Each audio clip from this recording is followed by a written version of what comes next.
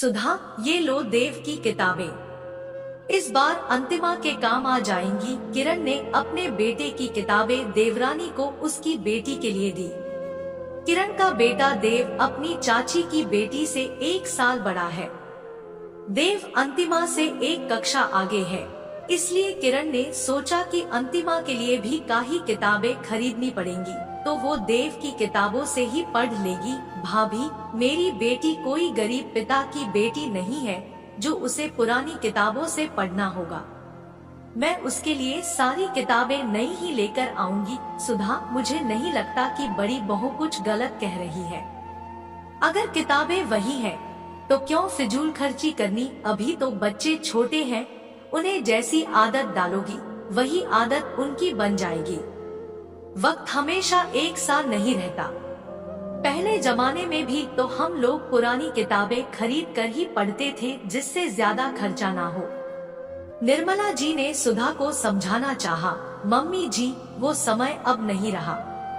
अब तो बच्चे भी नई किताबों से पढ़कर ही खुश रहते हैं, और कितने पैसे फालतू खर्च हो जाएंगे। ऐसे तो मेरी बेटी को हर साल पुरानी किताबों से पढ़ना पड़ेगा, उसके लिए कभी नई किताब नहीं आएंगी। सुधा चिढ़कर बोली। सुधा की बात सुनकर सब वहाँ हैरान थे। एक घर के 2 बच्चे जहाँ दोनों में कोई फर्क नहीं करता था।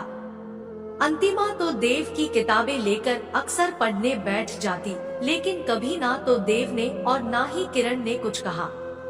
देव तो पढ़ा भी देता था, लेकिन सुधा के मन में इतना रुखापन होगा किसी ने सोचा भी नहीं था। सुधा, ये सब क्या कह रही हो तुम? देव घर का बड़ा बच्चा है, अंतिमा उससे छोटी है। छोटे भाई बहन अक्सर बड़े भाई बहन की चीजों से काम चलाते हैं। अगर देव भाभी का नहीं तुम्हारा अपना बेटा होता तो भी तुम क्या यही सोचती? क्या तब तुम बड़े बच्चे की किताबें छोटे को देती? सुधा का पति सोमेश बोला। मैं कुछ नहीं जानता। मेरी बेटी पुरानी किताबों से नहीं, नई किताबों से ही पढ़ेगी। सुधा को कोई और जवाब नहीं सूझा तो उसने अपना फैसला सुना दिया। सुधा, अभी हमारा परिवार संयुक्त परिवार है और हम सब एक हैं। कोई तेरा मेरा नहीं है, और ना ही मैं ऐसा कुछ इस घर में होने दूंगा। हाँ, मैं गरीब जरूर नहीं, लेकिन अपने खर्चे सोच समझ कर ही करूँगा। अपनी बेटी को किसी चीज की कमी नहीं होने दूंगा, लेकिन उसको फिजूल खर्ची की आदत भी नहीं अपनाने दूंगा। अंतिमा देव की किताबों से ही पढ़ेगी, ये मेरा फैसला है। सोमेश कहकर वहाँ से चला गया। सुधा देखती रह गई। थोड़ी देर बाद अंतिमा देव की किताबें लेकर बहुत खुश हो रही थी कि उसे भैया की किताबें मिली हैं। पढ़ाई पूरी करने के बाद अंतिमा ने पायलट की ट्रेनिंग ली। आज वो पहली बार प्लेन उड़ाने जा रही थी।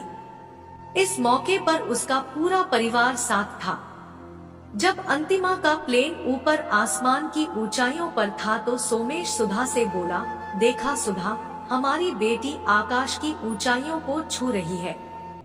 अब तो तुम मानेगी ना कि पुरानी या नई किताबें पढ़ने से कोई बच्चा सफल या असफल नहीं होता। उसकी सफलता में उसकी मेहनत और लक्ष्य को पाने का जुनून मायने रखता है। सुधा को अपनी गलती समझ आ रही थी। वो बेकार ही भाई बहन के प्यार के बीच आ रही थी। आज देव ने इस मौके पर अपनी बहन अंतिमा के लिए शानदार पार्टी रखी थी। वो अपनी बहन को बेइंतहा प्यार जो करता था। दोस्तों, कैसी लगी कहानी? कमेंट करके जरूर बताइए।